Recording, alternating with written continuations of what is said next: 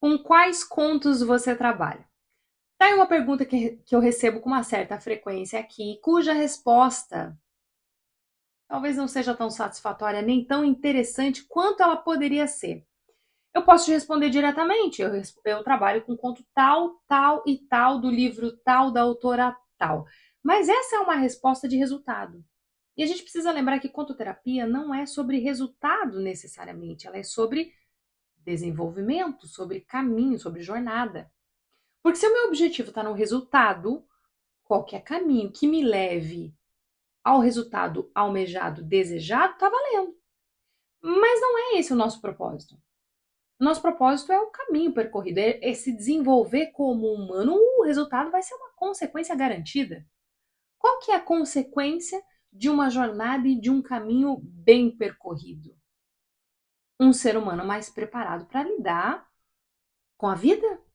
Com a vida em que sentido? Com as angústias existenciais, com os inesperados da vida. Alguém morreu? Me separei? Mudei de cidade? Fui demitido? Estou passando por alguma doença, por alguma debilitação? Desafios. Desafios da vida. Quando o resultado de fazer esse trabalho, esse caminho com a conterapia, é que quando a vida chegar batendo na porta, eu vou ser um ser humano mais bem preparado e possivelmente a minha vida vai ser mais harmônica, com mais bem-estar, com mais equilíbrio, com mais saúde, com relações mais autênticas. Esse é o nosso resultado. Mas esse resultado é uma consequência de uma jornada. E se eu estou falando de jornada, se eu estou falando de caminho, talvez a resposta para essa pergunta, com quais contos você trabalha, seja, na verdade, um mapa. Mostrar para você um mapa dos contos. E aqui eu estou me propondo a fazer milagre num vídeo. Eu vou querer colocar muita informação num vídeo curto, mas talvez valha a pena, né? Provavelmente eu não vou conseguir ser tão profunda quanto eu gostaria. E provavelmente esse vídeo não vai ser tão curto quanto eu gostaria também. Mas vamos lá. Quando a gente está falando de contoterapia, a gente está falando de contos da tradição oral. O que é o conto da tradição oral? São essas histórias que são transmitidas de geração em geração através da fala, por meio da fala, sem a necessidade de um registro escrito. Esses contos eles fazem parte do folclore, né, de diversas culturas. Eles servem para entreter, eles servem para ensinar lições morais, para preservar a história e os valores culturais de uma comunidade. E existem tipos de narrativas. Tem uma diferença, tá? Tem narrativa oral e narrativa não oral.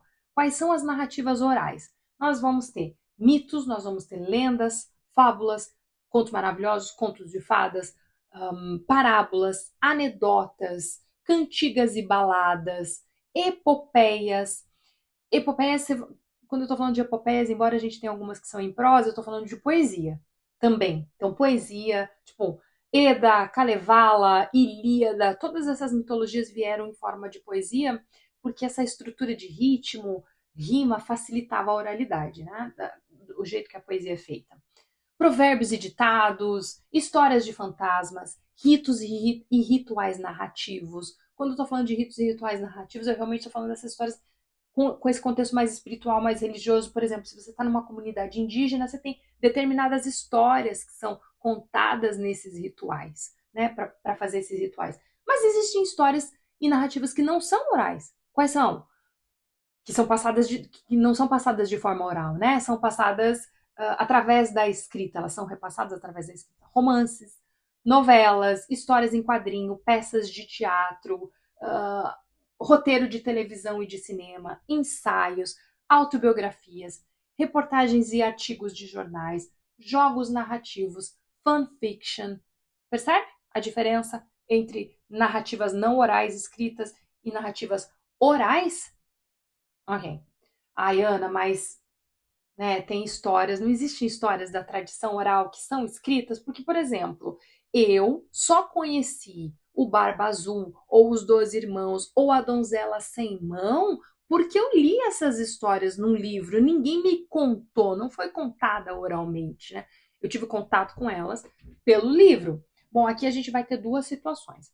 A primeira situação é saber a diferença entre de quando a história é contada e de quando a história é registrada. E a segunda é o uso de imaginação. Então vamos lá. Histórias contadas da tradição oral, elas vão ter uma certa adaptabilidade. É intrínseco delas. Elas vão se adaptando porque elas estão contando o quê? Sobre as adversidades humanas, sobre aqueles temas, aqueles conteúdos que fazem parte da vida humana. Tá? Então, de geração em geração, a cada época, a cada momento, você vai ter as histórias que dão esse suporte, que estão contando isso. Né? Mas quando essas histórias são registradas, aí nós precisamos ter uma certa atenção. Por exemplo, a história, se eu não estou enganada, o mito mais antigo registrado, a gente vai para a mitologia védica, entre 1500 e 1200 antes da Era Comum. Né? A mitologia védica, a gente tem conhecimento dela por escrito, porque são esses hinos de louvor, né? Enfim, são hinos dedicados a várias divindades. Mas quando você avança no tempo, você vai chegar lá na mitologia greco-romana. Os gregos e os romanos registraram as histórias do seu povo, as histórias da tradição oral, em forma de poesia, né, nas suas epopeias, enfim, nas suas odisseias e tal. O que aconteceu ali? Quem registrou, tanto dos gregos e dos romanos, foram escritores, poetas. E aí a gente tem uma coisa muito interessante que acontece, que perdura no tempo, que é a coesão narrativa. Porque eram escritores, porque eram poetas que estavam registrando essas histórias, elas têm mais coesão narrativa, elas têm mais coerência, portanto elas ficam mais fáceis, sabe? Essa linha de causa e consequência, essa linha temporal, ela fica mais fácil da gente memorizar com as histórias da mitologia greco-romana, e talvez por isso, que nem eu falei antes, elas são tão difundidas. Diferente das outras mitologias, que só mais tarde, né, essas histórias e os contos de fato, só mais tarde que eles foram registrados. Muitos na época do romantismo, quando está resgatando, né, as tradições do seu povo, valorizando as tradições do seu povo, a identidade do seu povo. Só que aqui também a gente tem um porém. Quem registrou não eram poetas, não eram escritores. Quando você vai ver o Kalevala, se eu não estou enganado, se é o Kalevala ou Eda, Kalevala. Quem registrou foi um médico que, inclusive, então um acadêmico. Né? Esse acadêmico estava viajando pelo país, atendendo as pessoas como médico, e aí ele foi ouvindo essas histórias e foi coletando essas histórias. Mas nessa época romântica, ele também era cristão. Então, por mais que ele estava registrando essa história, era inevitável que quando ele escrevesse com esse viés mais espiritual, mais religioso. A mesma coisa acontece na mitologia celta. O que a gente tem de escrito de informação veio de monges, né, desse período, com esse viés mais religioso. Então, histórias contadas, histórias registradas, a gente tem que ter esse discernimento. A segunda coisa que eu falei para você que é importante, que é fundamental sobre tradição oral, é a imaginação. Aliás, esse é o principal ponto do trabalho da conterapia. A imaginação, a gente vê a imaginação, como um recurso de cura. Cura pode até ser uma palavra meio forte, dependendo de quem está ouvindo, mas cura num sentido assim, de equilíbrio, de regulação emocional, nesse sentido de cura. Né? Por quê? Porque quando a gente precisa de soluções para problemas que a gente não está conseguindo resolver, quando a gente precisa criar novas coisas, o que a gente faz? Quem que a gente usa? Qual que é o recurso que a gente tem? É a imaginação. É ela que vai nos resgatar. É ela que cria coisas novas, combina coisas novas. Do nada a gente pode imaginar um pescoço de girafa num corpo de leão. Você já viu isso na realidade concreta? Não existe um corpo de leão com pescoço de girafa, mas aí na sua cabeça agora existe. Percebe? Então a imaginação ela é fundamental para a criação de novas realidades, para resolver, para solucionar problemas. Sem imaginação, a gente fica aqui repetindo, repetindo, repetindo.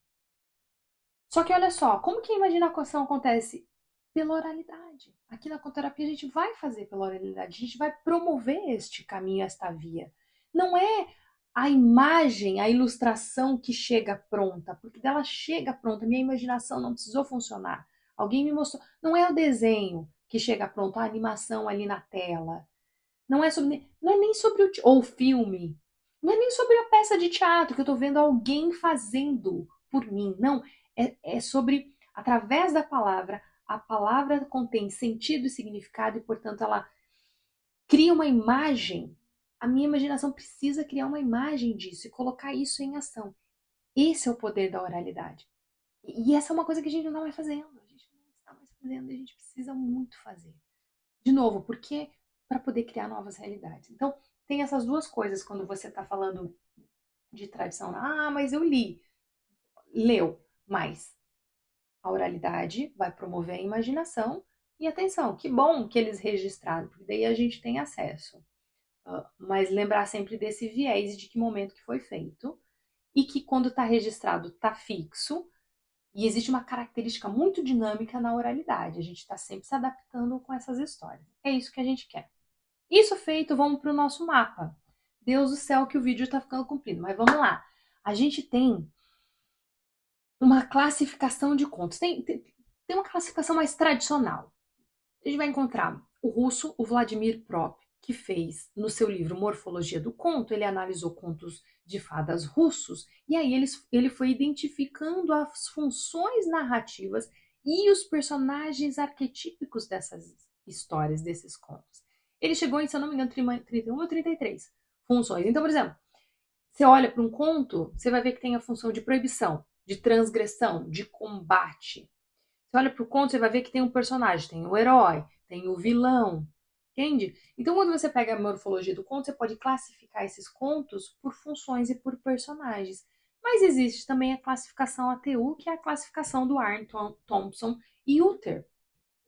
Esse é um sistema de catalogação de contos folclóricos. Ele é baseado em tipos de histórias comuns, né, e os motivos que são recorrentes. Nesse sistema, ao invés dessa função que nem eu falei do PRO, você vai ter códigos. Então, você tem o código ATU 333. Nesse código ATU 333, você vai encontrar contos como, por exemplo, João e o Pé de Feijão, Chapeuzinho Vermelho. Qual que é o tema desse código? Aventuras mágicas e ascensão social por meio da astúcia e da coragem. Você vai encontrar ATU 510A. Quem tá lá? Cinderela. Qual que é o tema do ATU 510A? Bondade recompensada e justiça triunfando sobre a maldade. Então você tem vários códigos ali e você vai encontrar quais são as histórias que estão dentro desses códigos e que temas que são esses códigos. Claro que um conto ele vai se enquadrar em mais de um código, aliás, ele tem que, né? Precisa. Tem múltiplas entradas esse conto, porque, enfim, as narrativas são complexas e existem diversos elementos que compõem este conto, esta história. E também tem uma coisa, né? Histórias são seres vivos. Você não vai conseguir com uma história encaixar ela dentro de uma caixinha exatamente dentro daquela classificação. Ela vai começar a se espalhar, ela vai começar a vazar ali e entrar em outros temas, em outras classificações.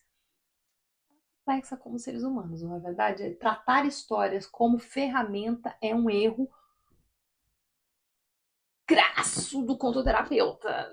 Não trate histórias como ferramenta. A gente até pode usar na nossa comunicação em rede social, por ser mais rápido, mais popular, a gente vai falar ferramenta para facilitar a comunicação, mas a gente tem que estar muito atento que histórias não são ferramentas, elas são seres vivos. Ok. Só que é isso que nos interessa? Quais são os contos que você usa? Ah, vou pegar os contos da classificação, vou olhar? Não. O que nos interessa para nós dentro da conterapia é a intenção, é a capacidade de transformação dessa história. Por quê? Porque a maioria dos contos, dos contos folclóricos, vai ter um impacto positivo e vai ter um impacto negativo. Qualquer história que você vai pegar, você pode dizer, ela não vai ser totalmente boa ou totalmente ruim, né? Ela vai ter um pouquinho dos dois. Por quê? Porque ela está refletindo essa complexidade e essa dualidade da condição humana. a interpretação e o contexto em que essas histórias são contadas, aí sim vão desempenhar um papel crucial para determinar o impacto nos ouvintes dessa história. Então, intenção, como eu falei antes, é algo crucial na nossa escolha aqui. Por exemplo, se você for pegar uma história da tradição oral, fábulas. As fábulas têm um propósito moralizante. Elas são simples, elas são universais, elas têm um uso didático. Os mitos, eles já são um pouco mais complexos. Quando a gente está falando de mito, mito não vai mudar muito, porque ele está falando sobre o como e o porquê do mundo, de acordo com cada cultura e a sua época, né? Qual é o nosso lugar como seres humanos no mundo? São narrativas que dificilmente mudam e são narrativas que estão falando da força da natureza, estão falando de deuses, estão falando assim de coisas, né? E aí vai ser um pouquinho mais difícil para a gente, como ser humano, se relacionar com isso. Por isso que essas narrativas não mudam tanto, apesar de serem dentro da tradição oral. Quando a gente vai para contos maravilhosos, contos folclóricos assim, de consciência diurna, contos de fadas, aí sim são histórias que estão falando de seres humanos. Essas histórias com esse componente humano, tá falando das dificuldades do dia a dia do ser humano. Mesmo que tenha príncipe, mesmo que tenha uma rainha, eles continuam sendo humanos, que é diferente dos mitos que são deuses, percebe? A gente está falando das angústias, da jornada humana, né? Como que a gente faz para superar alguma coisa, como a gente faz para se transformar. Está falando sobre transformação. E aí eles vão promover o quê? Reflexão. Para isso que essas histórias então servem. Então tudo depende da intenção que a gente está usando o conto. Nesse mapa a gente pode ter as classificações tradicionais e dentro dessas classificações a gente tem um monte de tipo de história. Se pergunte para nós o que nos interessa é qual é a minha intenção com essa história. Eu quero explorar sentimentos, eu quero explorar valores e comportamentos, eu quero ter segurança emocional, eu quero fortalecer a identidade, eu quero ter empatia e compaixão, eu quero. O que você quer? Porque, por exemplo, se eu quiser um conto de transformação pessoal, para promover o crescimento pessoal, o autoconhecimento, a transformação interna, então talvez Patinho Feio, As Aventuras de Pinóquio, seja uma história interessante para a gente. Você pode usar essa história. Se você quer passar algum ensinamento espiritual, filosófico, você pode contar as histórias do Nasruddin, você pode contar parábolas de Buda, você pode contar a história de Gilgamesh. Se você tem interesse em contos da sabedoria para falar sobre lições de vida, sobre sabedoria prática, você pode contar as histórias de Confúcio. Mas se você quer alguma coisa moralizante para ensinar valores morais e comportamentos, a história A Raposa e o Corvo, O Lobo e o Cordeiro. Né? Então, contos de advertência. Para alertar sobre perigos de comportamento inadequados, a gente vai ter os Três Porquinhos, a gente vai ter a Pequena Sereia, a gente vai ter a Branca de Neve e os Sete Anões. Tá percebendo? Depende da intenção que você tem. Muito bem, é isso. Chegamos ao final deste vídeo, sabendo um pouquinho mais com quais contos você trabalha. Pera lá, deixa eu pegar aqui, vamos pegar um mapa dos contos. Dentro desses contos, dessas classificações tradicionais, qual é a minha intenção? Porque aí sim você vai começar a procurar, você vai fazer o seu trabalho de curadoria. Como um profissional que usa contos para desenvolvimento humano, desenvolva uma classificação por intenção. Coloque uma classificação por intenção, faça uma curadoria e crie o seu banco de contos. Acho que esse é o melhor jeito para você trabalhar com contos aqui dentro da contoterapia. E aí, sempre que possível, busca lembrar, contar, resgatar a oralidade, né? Para quê? Para a gente fortalecer a nossa imaginação, para a gente fortalecer nossa inteligência emocional, nossa empatia, nossa compaixão, enfim. Quais são as referências que eu usei? Não vou conseguir te passar nenhuma referência específica. Tá nesse livro, tá nesse livro, tá nesse livro. Vem das 3 especializações que eu fiz nessa área. Eu fiz uma especialização de contação de história e musicalização infantil, uma especialização em mitologia comparada. Estou fazendo uma especialização em contos de fadas, mas fora os livros, né? E pesquisa nas áreas, antropologia, psicologia, desenvolvimento humano, mitologia, literatura, educação moral, enfim. Foi, na verdade, um apanhado de tudo isso que me levou a falar o que eu tô falando aqui. Organizar essas informações e falar o que eu tô falando aqui. E para responder para você com quais contos eu trabalho. Espero que você tenha gostado e que você saia desse vídeo mais consciente. Beijo!